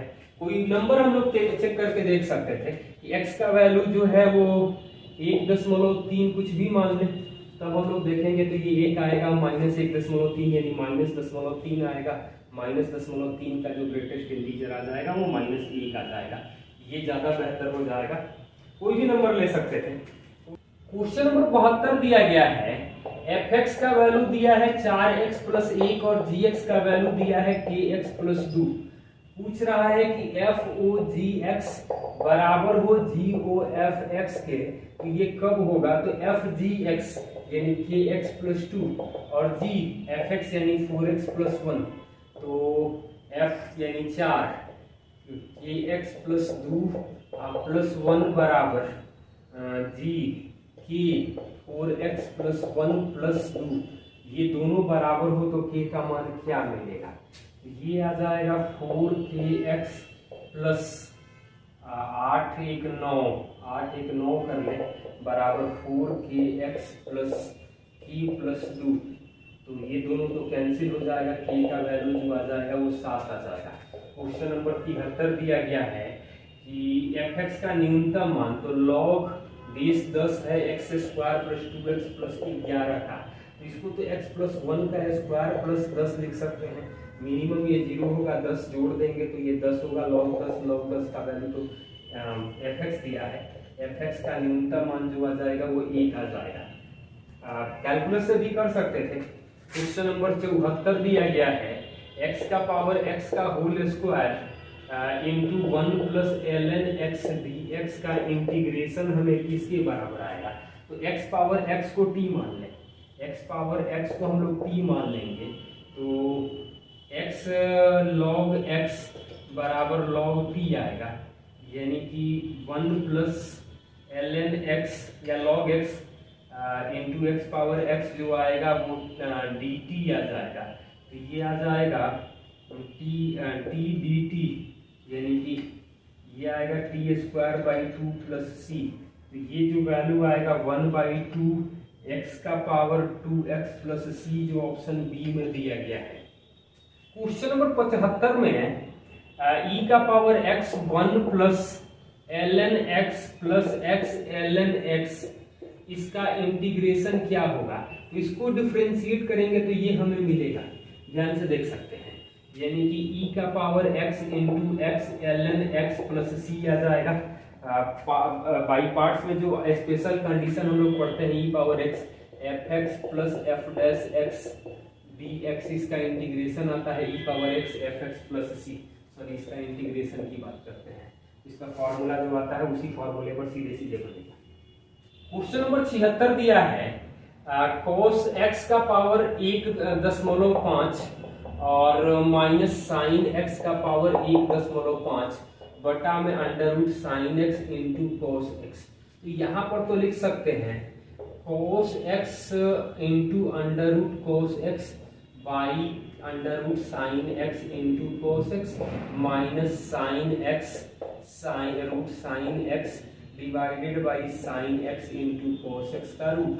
तो साइन साइन यहाँ खत्म होगा, यहाँ पर खत्म होगा कॉस कॉस। तो अब इंटीग्रेट करना है, तो साइन का डिफरेंशिएशन ऊपर है, तो 2 under root sine x plus 2 under root cos x plus c आ जाएगा, जो ऑप्शन सी में दिया गया है। की मान सकते हैं, बना लेंगे। क्वेश्चन नंबर 77 तो डायरेक्ट फॉर्मूला है, आप लोग इसको ध्यान से देखोगे तो इसका जो डिफरेंशिएशन क्या आएगा ये पूछा गया है। तो ये किस मतलब उल्टा हम लोग इंटीग्रेट कर लें तो under root X square minus 16 जो आ जाएगा, इसी का तो ये फॉर्मूला आ रहा है। मतलब y दिया है, मतलब इंटीग्रेशन दिया है, तो y एक्स स्क्वायर माइनस 16 मान लें, ज्यादा बेहतर हो जाएगा। ये सीधा सीधा फॉर्मूला है, एक्स स्क्वायर माइनस ए स्क्वायर का जो इंटीग्रेशन आता है अंडर रूट में, उस फॉर्मूले को ही तो लिखा है। फॉर्मूला के बाद जो आएगा ए स्क्वायर जो है वो 16 दिया है। क्वेश्चन नंबर 78 दिया गया है y बराबर x के पावर x का पावर x, पूछ रहा है कि dy बाई dx क्या आ जाएगा। तो यहाँ log लेकर के आप लोग डिफरेंशिएट कर लेना, तो dy बाई dx जो आएगा वो 2xy 1 प्लस ln x आ जाएगा, जो ऑप्शन सी को सेटिस्फाइड कर रहा है।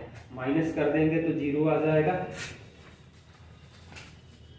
क्वेश्चन नंबर 79 दिया गया है 3 sine x minus 4 sine cube x एक साथ लिखे और plus 4 cos cube x minus 3 cos x। इसका महत्तम मान पूछा, अधिकतम मान पूछा गया है, क्या होगा। ये तो आएगा साइन 3x और ये आएगा कोस 3x। इसका महत्तम अधिकतम वैल्यू आएगा एक स्क्वायर प्लस एक स्क्वायर का रूट, यानी कि 2 अधिकतम माना जाएगा। क्वेश्चन नंबर 80 दिया है y बराबर under root 1 minus X square, y बराबर x और y बराबर 0 से परिबद्ध क्षेत्र का क्षेत्रफल क्या होगा। तो ये तो आ जाएगा X square plus Y square बराबर 1, y बराबर x y बराबर 0, ये यानी कि यहां से तो ये वैल्यू करेंगे X square plus Y square बराबर 1, तो 1 बाई रूट 2 1 बाई कोमा 0, ये 1 by root 2 comma 1 by root 2 आ जाएगा। तो इसका जो एरिया आएगा, एरिया पूछा जा रहा है, तो एरिया ऑफ ट्रायंगल पहले निकाल लेंगे 1/2 1/√2 इंटू 1/√2 प्लस 1/√2 से लेकर के 1 तक √1 माइनस एक्स स्क्वायर dx, और इसको कैलकुलेट कर लेना आप लोग π/8 आ जाएगा। क्वेश्चन नंबर 81 दिया है, y का मॉड बराबर x है और x बराबर 2 द्वारा परिबद्ध क्षेत्र का क्षेत्रफल, तो ये ग्राफ आएगा x बराबर 2, और इसका एरिया जो आएगा वो आ जाएगा 1/2, ये 2 आएगा, ये भी 2 आएगा, मतलब कि 2 को ट्रायंगल बन रहा है 1/2 2 गुणे 2 यानी कि 4 स्क्वायर यूनिट एरिया आ जाएगा। क्वेश्चन नंबर 82 दिया गया है, एफ अल्फा दिया गया है √sec² अल्फा -1, यानी तो tan अल्फा है, तो tan alpha plus tan beta by 1 minus tan alpha tan beta, tan alpha plus beta का फॉर्मूला है, यानी f of alpha plus beta हमारा रिजल्ट आ जाएगा। क्वेश्चन नंबर 83 में पूछ रहा है कि कौन इवन फंक्शन होगा या ऑड फंक्शन होगा, तो चेक करके देख सकते हैं। क्वेश्चन नंबर 83 में तो f of x plus f of minus x करेंगे तो 0 आ जाएगा, जो ऑप्शन ए में दिया गया है। क्वेश्चन नंबर 84 दिया गया है, limit x tends to 0 x by √1 minus cos 4x, तो ये तो आ जाएगा 2 sin स्क्वायर 2x का मॉड आ जाएगा, और मॉड की वजह से ये तो सीमा का अस्तित्व नहीं है, यानी ऑप्शन डी आ जाएगा। क्वेश्चन नंबर 85 दिया है, limit x tends to π/2 4x minus 2 cos x, तो डिफरेंशिएट करेंगे तो 4 माइनस साइन x मान रख देंगे तो -4 हमारा आंसर आ जाएगा। क्वेश्चन नंबर 86 दिया गया है, लिमिट x टेंड्स टू 0 पूछा गया है, तो x² plus x plus mod x by x है, fx है, तो यहाँ जब भी मॉड आएगा लिमिट x टेंड्स टू 0 के लिए, तो fx का अस्तित्व नहीं है, जो ऑप्शन डी में आ जाएगा। क्वेश्चन नंबर 87 दिया गया है, limit x tends to 0 sine x plus h का square minus sine square x बाई h, तो यहाँ पर तो साइन स्क्वायर a minus sine square b का फॉर्मूला अप्लाई करते हैं, तो sine h sine 2x plus h by h, ये तो आ जाएगा हमें 1, यानी कि साइन 2x इसका वैल्यू आ जाएगा, जो ऑप्शन सी में दिया गया है। क्वेश्चन नंबर 88 में कुछ डाटा दिया गया है और hx का वैल्यू दिया है fx का होल स्क्वायर प्लस gx का होल स्क्वायर, इसका वैल्यू किसके इसको हम लोग लिख सकते हैं h' जो आएगा 2fx into f' plus 2gx into g', तो gx का वैल्यू जो दिया गया है वो f' दिया है, यानी कि 2f', और f'' मतलब g' जो आएगा वो माइनस fx आएगा, ये कैलकुलेट करेंगे तो 0 आ जाएगा h' का वैल्यू, यानी कि h' 3 जो आ जाएगा वो भी 0 आ जाएगा। अब h' 0 आएगा, इसका मतलब होगा कि hx जो होगा वो कांस्टेंट फंक्शन होगा, तो h1 बराबर h2 आ जाएगा, जो दोनों स्टेटमेंट सही है, जो ऑप्शन सी में दिया है।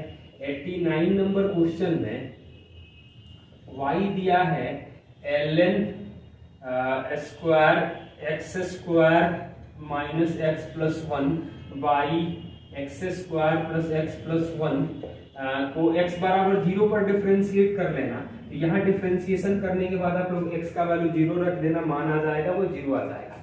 90 नंबर सवाल में दिया गया है 1 plus x power 4 plus x power 8 को हम लोग लिख सकते हैं 1 minus X square plus x power 4 into 1 plus x square plus x power 4, तो यानी आपसे डिफरेंशिएट करने के लिए कह रहा है 1 plus x square plus x power 4 को डिफरेंशिएट करेंगे तो 2x प्लस 4x क्यूब आएगा, जो दिया गया है ax plus bx cube, a का मान 2 आएगा, b का मान 4 आएगा, तो 2a बराबर b इस कंडीशन को सेटिस्फाई कर रहा है। क्वेश्चन नंबर 91 दिया गया है fx is equal to p sec x का whole square plus q cosec x का होल स्क्वायर का मान न्यूनतम होगा तो क्या कंडीशन होगा, तो यहाँ पर ही डिफरेंशिएट कर सकते हैं, यहाँ हम लोग P square plus P square tan square x plus Q square cot square x लिख सकते हैं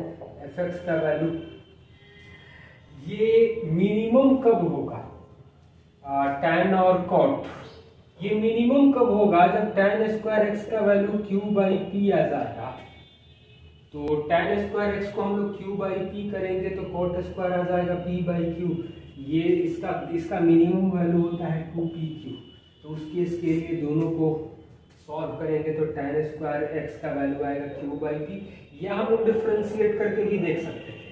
क्वेश्चन नंबर 92 दिया है सिग्मा एक्स जे बराबर 1 से लेकर के 7 तक एक्स माइनस जे का होल स्क्वायर न्यूनतम होगा तो एक्स का वैल्यू क्या होगा, मतलब एक्स माइनस 1 का स्क्वायर, एक्स माइनस 2 का स्क्वायर, एक्स माइनस 3 का स्क्वायर, एक्स माइनस 4 का स्क्वायर, एक्स माइनस 5 का स्क्वायर, एक्स माइनस 6 का स्क्वायर, एक्स माइनस 7 का स्क्वायर का वैल्यू न्यूनतम होगा। ये तो आ जाएगा 7x स्क्वायर, 2 4 6 6 12 8 20 20 10 30 12 42 और 14 यानी माइनस 56x कॉन्स्टेंट कुछ आएगा। ये एफ एक्स है तो एफ डैश एक्स जो आएगा वो 14x माइनस 56 आएगा। मैक्सिमम मिनिमा के लिए एफ डैश एक्स को 0 होना पड़ेगा, मतलब एक्स का वैल्यू तो 4 आ जाएगा। क्वेश्चन नंबर 93 दिया गया है F x is equal to mod of x plus 1 और ये 1 दिया है जब मॉड एक्स 0 से बड़ा और लेस देन इक्वल टू 3 है और x बराबर 0 पर 1 है। तो पहला कंडीशन दिया है कि x बराबर केवल 3 पर अधिकतम मान होगा, तो 3 पर ही नहीं होगा, 3 पर भी इसका मान 4 आएगा और माइनस 3 पर भी मान 4 आ जाएगा। तो पहला वाला स्टेटमेंट तो गलत आ जाएगा। कह रहा है कि 0 पर लोकल मिनिमम मिलेगा, तो x बराबर 0 पर ये लोकल मिनिमम मिलेगा। या ग्राफ भी हम लोग बना सकते थे, तो ग्राफ जो मिलेगा वो ऐसा ग्राफ मिलता, तो 3 और माइनस 3 दोनों पर ये मैक्सिमम मिलता और x बराबर 0 पर लोकल मिनिमम मिलेगा। तो पहला गलत है और दूसरा सही है। 94 नंबर क्वेश्चन में दिया गया है 0 से 1 तक ln 1 minus x by x dx कर ले, इसको i मान लें और x को रिप्लेस कर दे 1 माइनस एक्स से। ये i पहला इक्वेशन। दूसरा इक्वेशन हम लोग लिखेंगे i बराबर 0 से 1 तक ln 1 ये आ जाएगा x upon 1 minus x dx equation 2। जब दोनों को ऐड कर देंगे तो log 1 का या ln 1 का वैल्यू 0 आ जाएगा और 2i का वैल्यू 0 आ जाएगा, तो i का मान जो आ जाएगा वो 0 आ जाएगा, जो ऑप्शन बी में दिया गया है। क्वेश्चन नंबर 95 दिया है 0 से पाई बाई 2 तक sine power 4x plus cos power 4x का वैल्यू k है और हमसे पूछा गया है 0 से 20 पाई तक sine power 4x plus cos power 4x का इंटीग्रेशन क्या होगा। तो यहाँ पर 20 पाई को तो हम लोग लिख सकते हैं 40 गुणे पाई बाई 2, 20 पाई माइनस इसको एफ एक्स मान लें तो f of 20 pi minus 20 pi minus x करेंगे तो फंक्शन तो चेंज नहीं होगा, यानी कि आ जाएगा 40 और इसका मान के दे रखा है, यानी कि इसका वैल्यू जो आ जाएगा वो 40 की हमारा आंसर आ जाएगा। तो क्वाड्रेटिक का सीधा सीधा सवाल है। क्वेश्चन नंबर 96 दिया गया है माइनस पाई बाई 2 से पाई बाई 2 तक e का power cos x into sine x dx एक साथ लिखें और माइनस पाई बाई 2 से प्लस पाई बाई 2 तक e power sine x into cos x dx। इसको दो भाग में हम लोग चेंज कर लें तो ये तो ऑड फंक्शन है, तो इसका वैल्यू जो आ जाएगा वो 0 आ जाएगा। यहाँ साइन एक्स को t मान लें तो -1 से 1 तक e पावर t dt आ जाएगा, यानी कि e पावर t -1 से 1 तक ये आ जाएगा e का पावर 1 माइनस e पावर -1, यानी e -1 बाई e, यानी कि e स्क्वायर -1 बाई e लिख सकते हैं, जो ऑप्शन ए में दिया गया है। क्वेश्चन नंबर 97 में दिया गया है हमें x square plus Y square बराबर पाई स्क्वायर का जो फंक्शन ग्राफ मिलेगा वो एक सर्कल होगा जिसका रेडियस जो आएगा वो पाई 0 माइनस पाई 0 0 पाई और 0 माइनस पाई आ जाएगा। कह रहा है कि y बराबर साइन एक्स, तो y बराबर साइन एक्स का तो ग्राफ कुछ ऐसा आ जाएगा, साइन एक्स का ग्राफ, और x बराबर 0 मतलब y एक्सिस। तो इसकी ये एरिया हमसे पूछा गया है। तो ये जब एरिया पूछा जा रहा है तो एक सेक्टर का एरिया निकाल करके हम लोग इसका एरिया घटा देंगे तो हम लोगों को मिल जाएगा। तो 1/4 pi square area of circle minus इसका जो एरिया आएगा 0 से पाई तक साइन एक्स डी एक्स का, ये तो 2 आ जाएगा, यानी कि 1/4 पाई क्यूब माइनस 2 आ जाएगा, जो ऑप्शन बी में दिया गया है। क्वेश्चन नंबर 98 दिया गया है कि अवकल समीकरण का घात जब कॉस में दिया गया है तो घात तो नहीं होगा, कॉस dy/dx की वजह से इसका घात हम लोग नहीं निकाल सकते हैं, लेकिन अगले वाले दूसरे वाले में तो घात तो नहीं निकलेगा, घात 1 दिया है यानी कि गलत है, और कोटि 2 दिया है तो यानी कि ऑर्डर तो निकाल सकते हैं, तो ऑर्डर 2 सही है, यानी कि ऑप्शन बी जो आएगा वो सही है। क्वेश्चन नंबर 99 दिया है मूल बिंदु पर शीर्ष और धनात्मक y अक्ष की तरफ, तो ये जो आ जाएगा x² बराबर 4ay का पैराबोला होगा, का अवकल समीकरण क्या होगा, इसको सॉल्व कर लेंगे तो x dy/dx माइनस 2y बराबर 0 आ जाएगा। एक बार डिफरेंशिएट करके और एक को एलिमिनेट कर देंगे हम लोग। क्वेश्चन नंबर 100 दिया गया है dy minus dx plus cos x dy plus dx बराबर 0 है, तो इसका हल क्या होगा, यानी कि यहाँ से dy/dx का वैल्यू आएगा 1 minus cos x/1 plus cos x, यानी कि ये तो आएगा tan स्क्वायर x/2, तो dy बराबर sec square x/2 minus 1 dx लिख सकते हैं, तो y बराबर tan x/2 into 2 minus x plus c लिखा जा सकता है। कैलकुलेशन आप लोग ध्यान से करना। 101 नंबर सवाल में दिया है, मान लीजिए कि x प्रथम धन पूर्ण संख्याओं के वर्गों का माध्य है, तो पूर्ण संख्याओं के वर्गों का स्क्वायर का एवरेज है, तो n+1 2n+1/6 n+1 2n+1/6 तो सम आता है, तो एवरेज निकाल दिए, ये x है। और y दिया गया है कि धन पूर्णांकों के माध्य का वर्ग, यानी कि n+1 का स्क्वायर/4 कर ले, और ये दिया गया है हमें, ये y है, तो x/y का वैल्यू हमें दिया गया है 55/42, तो n+1 तो कटेगा, ये कटेगा 3 बार में, ये कटेगा 2, 3 से कट जाएगा, ये 14, 2 ऊपर जाएगा, यानी कि 14 28, 56 n+28 बराबर 55 n+55, यानी कि n का मान तो हमें 27 आ जाएगा। कैलकुलेशन आप लोग ध्यान से कर लेना। क्वेश्चन नंबर 102 दिया गया है 1 से 50 तक धन पूर्णांकों की सूची में भाज्य संख्या होने की प्रक्रिया, तो 1 से 50 तक में 15 अभाज्य संख्याएं हैं और एक जो है वो ना भाज्य है ना भाज्य है, तो भाज्य जो संख्याएं मिलेंगी वो 34/50 यानी 17/25 हमारा आंसर आ जाएगा। 103 दिया गया है n 7 से बड़ा है, तो NC7 7 का मल्टीपल होगा, इसकी क्या प्रायिकता होगी, तो NC7 कभी भी 7 का मल्टीपल नहीं आएगा, ये आप लोग चेक कर सकते हैं, तो इसकी जो प्रोबेबिलिटी आ जाएगी वो 0 आ जाएगी। 104 नंबर सवाल में दिया गया है प्रथम 10 धन पूर्ण संख्याओं में से x और y 2 यादृच्छा चुनी गई है कि x प्लस y जो है वो 4 का मल्टीपल हो, तो 4 का मल्टीपल हो मतलब कि 4 8 12 16 20 तो नहीं आएगा, क्योंकि 2x और y दोनों अलग अलग संख्याएं हैं, तो 1 3 10 चुनने के 10 में से 2 चुनने के लिए 10 C2, 8 के लिए 1 7 आएगा, 2 6 आएगा, 3 5 आएगा, 12 के लिए 2 10 आएगा, 3 9 आएगा, 4 8 आएगा, 5 7 आएगा, 6 नहीं आ सकता है।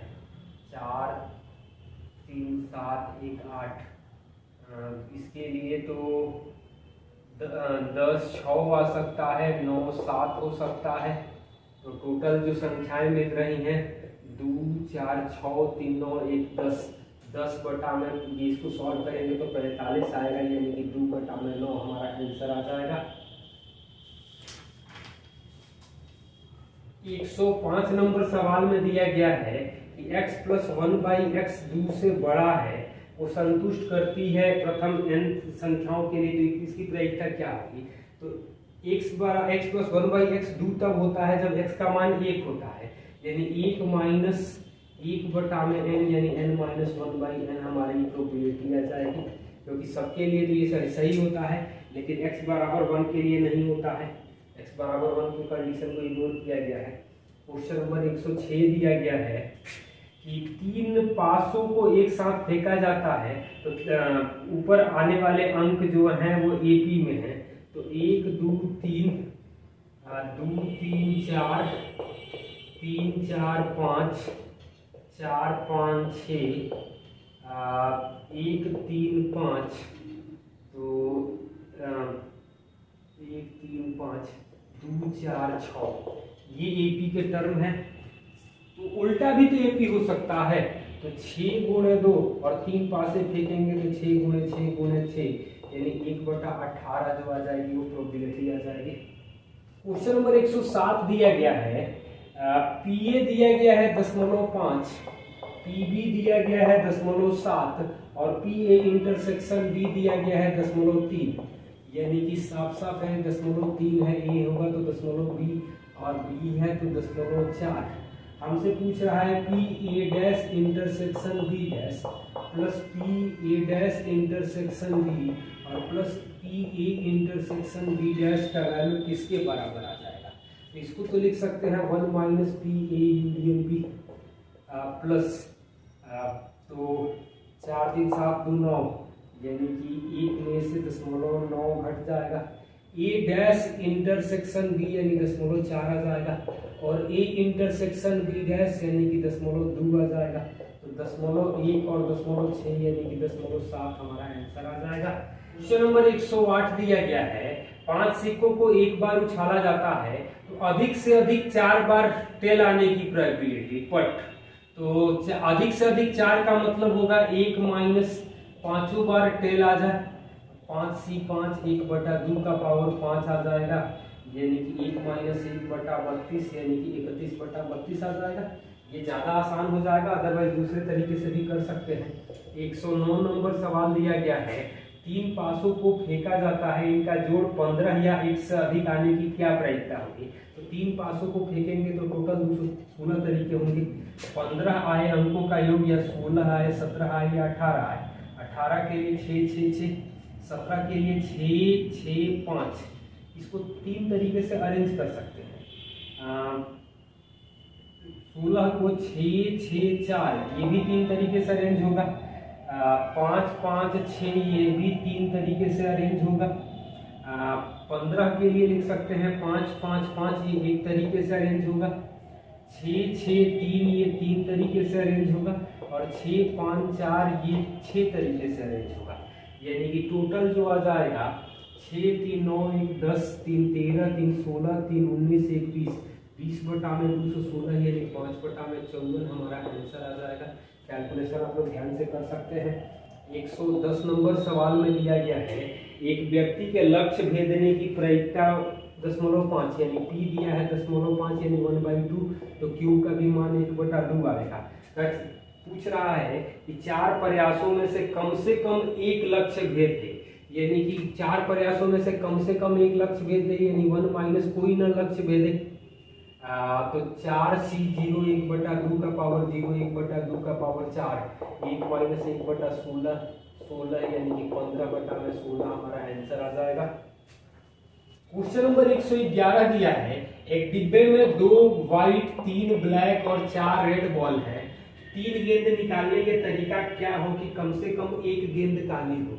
तो कम से कम एक गेंद काली हो तो 9 में से 3 काली हो और कोई काली ना हो, तो कोई काली ना हो तो 6C3 ये 84 आएगा और ये 20 आएगा, यानी कि 64 ऐसे तरीके होंगे चुनने के लिए। क्वेश्चन नंबर 112 दिया है, एक समुद्री जहाज औसतन 5 में से एक जहाज डूब जाता है, मतलब क्यू दिया है 1/5, तो P का मान आएगा 4/5। पूछ रहा है कि 5 में से 3 जहाज सुरक्षित पहुंचे, 5C3 4/5 का पावर 3 और 1/5 का पावर 2 कैलकुलेट करेंगे तो 128/625 हमारा आंसर आता है। 113 नंबर सवाल दिया गया है, यहाँ पर हिंदी में कुछ गड़बड़ दिया है, अंग्रेजी में जीतने की संभावना जो है वो हिंदी में दिया है, वहां पर जो अंग्रेजी में सही सवाल है ऑड अगेंस्ट द विनिंग है। तो 52 पत्तों में जुआरी शर्त लगाता है कि हुकुम का पत्ता होगा या ईट का होगा, तो हुकुम 13 होगा, ईट का 4 होगा -1, यानी कि 16 पत्ते। ऑड अगेंस्ट द विनिंग है, यानी कि 36/16 यानी 9/4 आ जाएगा। 16 पत्ते होंगे जो जीतने की संभावना होंगे, टोटल 52 है, तो ऑड अगेंस्ट द विनिंग जो आएगा वो 36/16 यानी 9:4 आ जाएगा। 114 नंबर सवाल दिया गया है, 100 जोड़ों के एक समुच्चय के लिए विवाह के समय पति पत्नी के उम्रों का सह संबंध गुणांक 0.7 है। विवाह की रजत जयंती मनाने तक जीवित रहे, तो एज बढ़ने से एज जोड़ने से सहगुणांक पर कोई प्रभाव नहीं पड़ता है, तो 0.7 ही रह जाएगा। क्वेश्चन नंबर 115 दिया गया है कि हड़ताल की प्रायिकता, तो प्रोबेबिलिटी ऑफ स्ट्राइक दिया है 0.6, तो प्रोबेबिलिटी ऑफ नॉन स्ट्राइक न हो तो 0.4 होगा। हड़ताल होने से निर्माण में देरी की प्रायिकता 0.35 है और यहाँ 0.385 है। कह रहा है कि काम समय पर न हो पाए, तो न होने का मतलब कि काम समय से होने के लिए 1 - काम समय से हो जाए, इसके लिए तो 0.6 × 0.35 और 0.4 × 0.85, इसको जब हम लोग कैलकुलेट करेंगे तो 1 - 0.21 और 0.34 0.55 घटा देंगे तो 0.45 हमारा आंसर आ जाएगा। कैलकुलेशन आप लोग ध्यान से कर लेना। क्वेश्चन नंबर 116 और 117 के लिए कुछ डाटा दिया गया है, तो डाटा आप लोग ध्यान से देखना। पूछ रहा है कि सर्वाधिक विचरण कहाँ पर है, तो यहाँ पर जैसे मैथ में जो विचरण निकालेंगे तो SD/मीन × 100, मतलब कि 15/40 × 100% करेंगे तो ये आएगा 37.5%। फिजिक्स का निकालेंगे तो 12/28 × 100%, ये आ जाएगा 42.86%। तीसरा आ जाएगा 14/38 × 100%, ये कैलकुलेट करेंगे तो आ जाएगा 38.84%। कैलकुलेशन देख लेना आप लोग। और चौथा दिया गया है 16/36 × 100%, ये बायो का, ये आ रहा है 44.44%। पूछ रहा है 116 में कि सबसे ज्यादा किस किस का है, तो बायो का है जो ऑप्शन डी में दिया है 116 का आंसर। 117 में पूछ रहा है कि मैथ का विचरण गुणांक क्या होगा, तो मैथ का तो यहाँ पर कैलकुलेट किए हैं हम लोग 37.5%। ये कैलकुलेशन आप लोग ध्यान से देखना। अगले 3 क्वेश्चन 118, 119, 120 के लिए 0 से 10, 10 से 20, 20 से 30, 30 से 40, 40 से 50, 50 से 60 फ्रीक्वेंसी दिया है 1, 2, 4, 6, 4, 3, तो कम्यूटेटिव फ्रीक्वेंसी जो आएगा 1, 3, 7, 13, 16, 20। यहाँ पूछ रहा है कि मीडियन क्या होगा, तो 20 यानी कि 10 से ज्यादा, यही तो होगा मीडियन क्लास, मीडियन क्लास आएगा। तो मीडियन का वैल्यू आएगा 30 + 10 - 7/6 × 10 यानी कि 35 आ जाएगा। क्वेश्चन नंबर 119 के लिए दिया गया है, माध्यिका के सापेक्ष माध्य विचलन क्या होगा, तो यहाँ पर इसका मिड पॉइंट जो आएगा वो 5, 15, 25, 35, 45, 55। तो यहाँ जो डिफरेंस करेंगे तो 0, 10, 20, 10, 20, 30, 30 × 1, 30 × 1, 20 × 2, 4 गुणे 10 प्लस में है, प्लस 0 गुणे 6 प्लस 10 गुणे 4 20 गुणे 3। अब बटा में 20 कर लेंगे तो कैलकुलेशन करने के बाद ये जो आएगा वो आएगा 10.5 आ जाएगा। कैलकुलेशन आप लोग ध्यान से देख लेना। 120 में कह रहा है कि माध्य के सापेक्ष मानक विचलन क्या होगा। तो पहले यहाँ पर मीन निकालेंगे, तो मीन ये मिड पॉइंट निकाल दिए हैं, तो मीन निकालने के लिए आ जाएगा 5 30 5 plus 30 5 plus 30 plus 100 plus 210 plus 180 plus 165 बटा में 20 करेंगे तो ये आ जाएगा माध्य जो आएगा 690 बटा में 20 यानी 34.5 आएगा। 34.5 या 5 में से 34.5 घटाएंगे तो 29.5 गुणे 1 15 घटाएंगे तो 19.5 गुणे 2 25 घटाएंगे तो 9.5 गुणे 4 प्लस 35 घटाएंगे तो 0.5 गुणे 6 45 घटाएंगे तो 10.5 गुणे 4 और 55 घटाएंगे तो 20.5 गुणे 3 डिवाइडेड बाई टोटल 20 कर लेंगे और ये कैलकुलेशन करने के बाद हमको जो मिलेगा डाटा वो आ जाएगा 10.65 आएगा। कैलकुलेशन आप लोग ध्यान से कर लेना, मैं कैलकुलेशन करके रखा हुआ था, तो जहाँ कैलकुलेशन में दिक्कत है उसको आप लोग कैलकुलेट कर लेना।